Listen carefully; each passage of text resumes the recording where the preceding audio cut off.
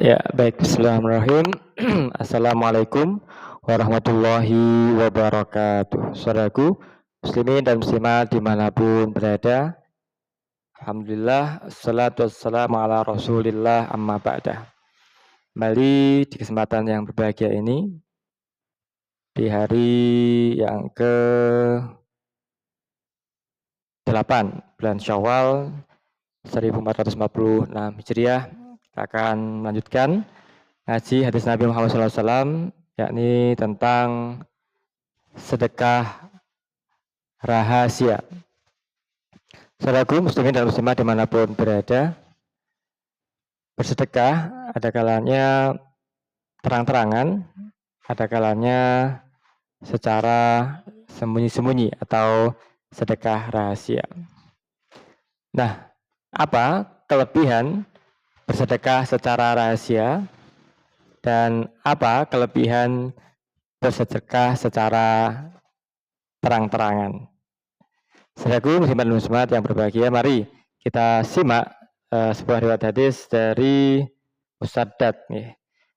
Bismillahirrahmanirrahim. Hadatsana Musaddad ya hadatsana Yahya an Ubaidillah qala hadatsana Khubayb ibnu Abdurrahman an Hafs ibnu Asim an Abi Hurairah radhiyallahu anin Nabi sallallahu alaihi wasallam qala sab'atun yudhilluhumullahu ta'ala fi dhillih yauma la zilla illa zilluh imamun adlun wa syababun nasa'a fi ibadatillah wa rajulun qalbuhu mu'allakun fil masajid wa rajulani tahabba fillahi ijtama'a alaihi wa tafarraqa alaihi wa rajulun ta'adhu mura'atun zata mansibin wa jamalin faqala inni akhafullah wa rajulun tasaddaqa bisadaqatin fa akhfaha hatta la ta'lam simaluhu ma tunfiqu yaminuhu wa rajulun zakarallahu khaliyan fa fadat ainah.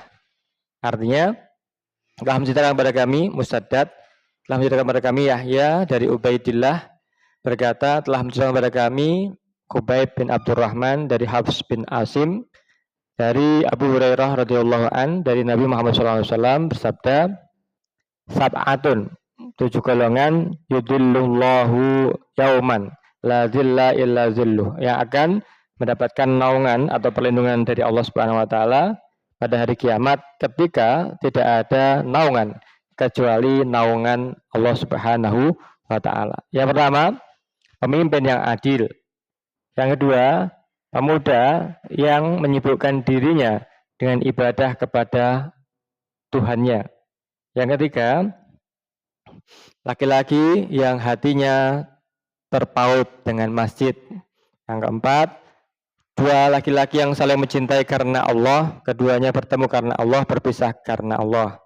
Yang kelima, seorang laki-laki yang diajak berbuat maksiat oleh seorang wanita kaya, lagi cantik, lalu ia berkata, inni akhafullah, aku takut kepada Allah. Yang keenam, seorang yang bersedekah dengan menyembunyikannya, sehingga tangan kirinya tidak mengetahui apa yang telah diinfakkan oleh tangan kanannya. Dan yang ketujuh, seorang laki-laki yang berzikir kepada Allah dengan mengasingkan diri sendiri, sehingga kedua matanya basah karena menangis. Masya Allah. Apa yang bisa kita ambil hikmah dari hadis ini terkait dengan sedekah sembunyi-sembunyi dan sedekah rahasia? Baik. Pertama, apa keutamaan bersedekah secara rahasia? Benar, keutamaan sedekah rahasia sebagaimana 7 golongan, bagian yang ke-6 tadi, sedekah rahasia akan menjadi sedekah yang dapat menaungi dirinya di hari nanti tidak ada naungan kecuali naungan Allah Subhanahu wa taala.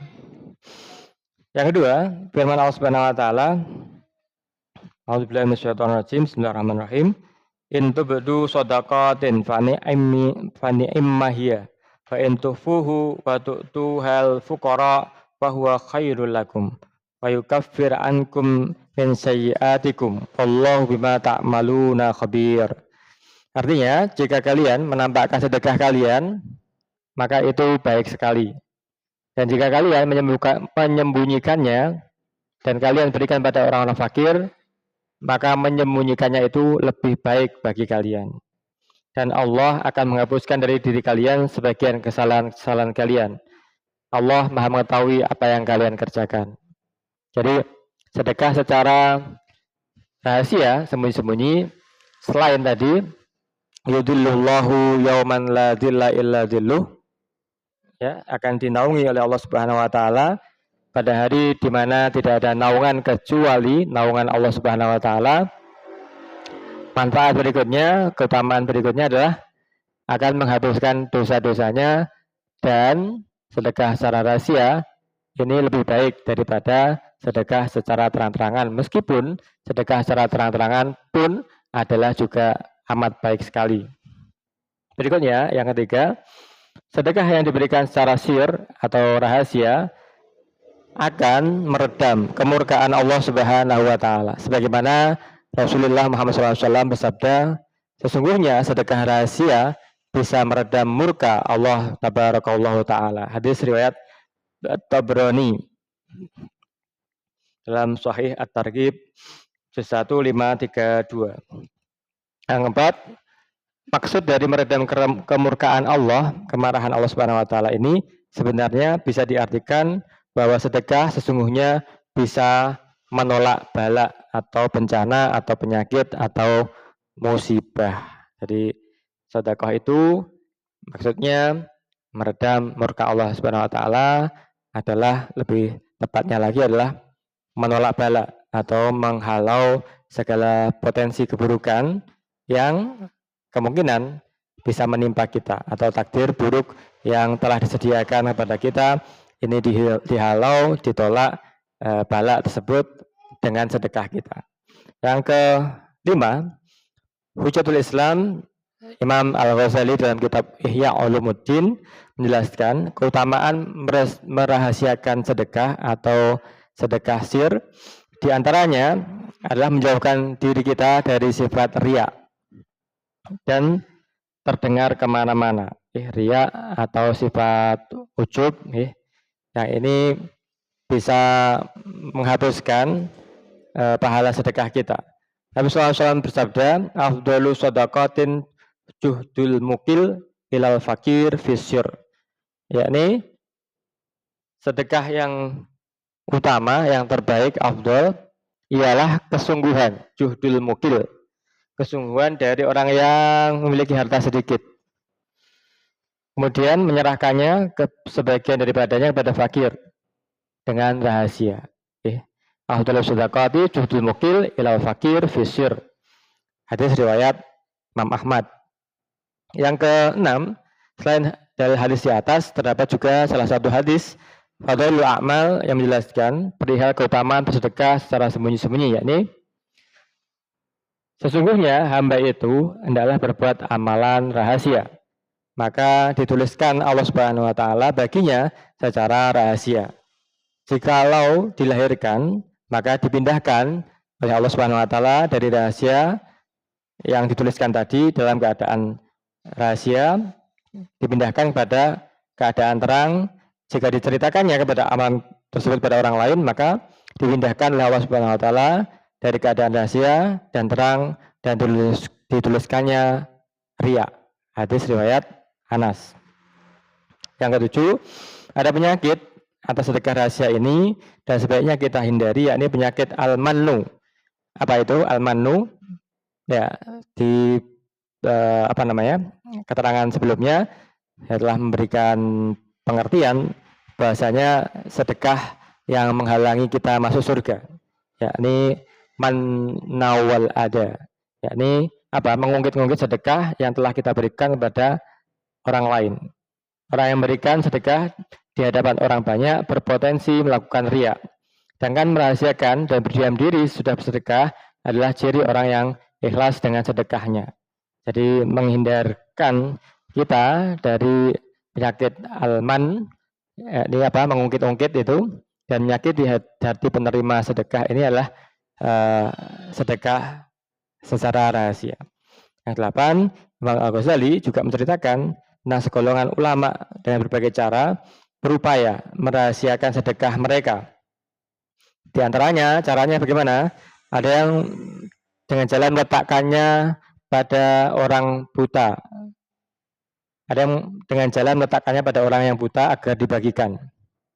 Jadi diberikan uang dinar atau dirham itu kepada orang buta dan diperintahkan supaya dibagikan pada orang lain. Jadi jelas si orang buta ini tidak bisa melihat bulan siapa yang telah memberikan uang tersebut. Ada di antaranya yang kedua caranya dengan meletakkannya di jalan yang sering dilalui oleh fakir miskin. Ya, jadi uang tersebut diletakkan di jalan yang sering fakir miskin lewat di situ. Ya. Yang kedua, yang ketiga, ada yang dengan cara memasukkan sedekahnya pada kantung baju fakir saat orang fakir tersebut sedang tertidur, mungkin di emperan masjid, di emperan toko, atau di tempat-tempat kumuh yang lain. Yang keempat, ada dengan perantara orang lain yang bisa menjaga rahasia dan tidak menyebarkan beritanya. Nah, 4 cara ini adalah dalam rangka menghindarkan diri dari sifat riya. Jadi sedekah itu berbeda dengan zakat yang kadarnya pasti, kemudian haulnya pasti, ada petugasnya yang menarik zakat itu. Maka bedanya sedekah dengan zakat, sedekah itu bisa bersifat rahasia dan bahkan sangat dianjurkan untuk juhdul mukil ala fakir bisyir tadi.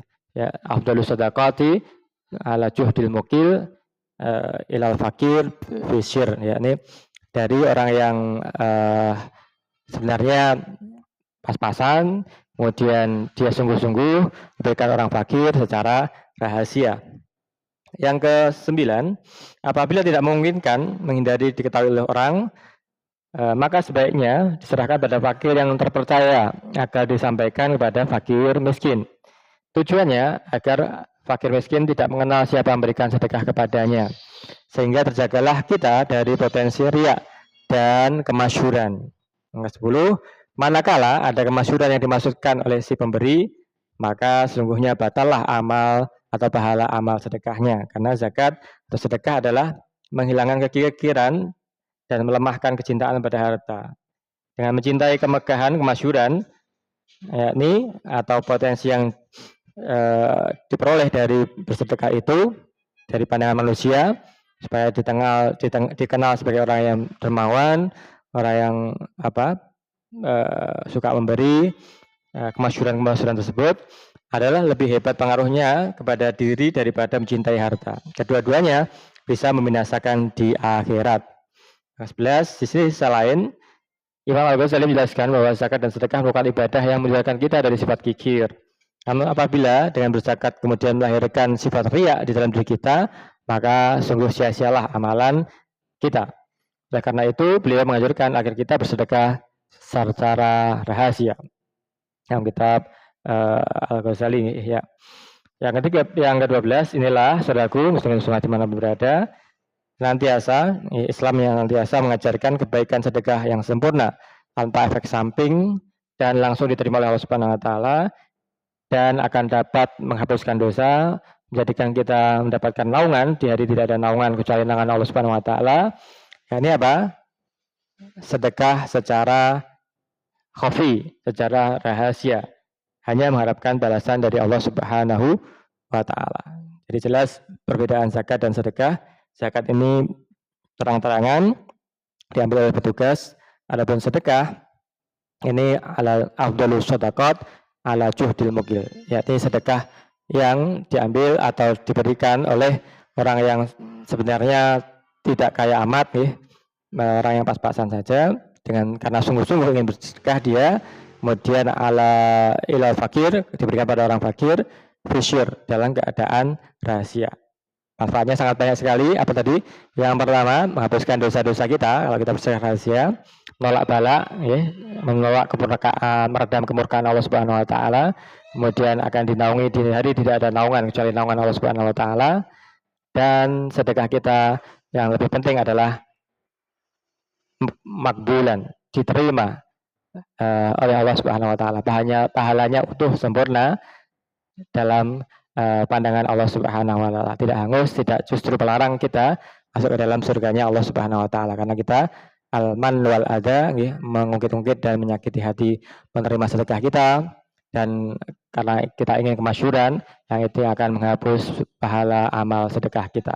Terima kasih, semoga ada manfaatnya, semoga Allah Subhanahu wa taala berikan hidayah inayah pada kita, keturunan kita, sini semuanya untuk dapat memahami bersedekah secara rahasia dan juga tidak pernah mengungkit-ungkit sedekah yang telah kita berikan. Amin ya rabbal alamin. Terima kasih. Assalamualaikum warahmatullahi wabarakatuh.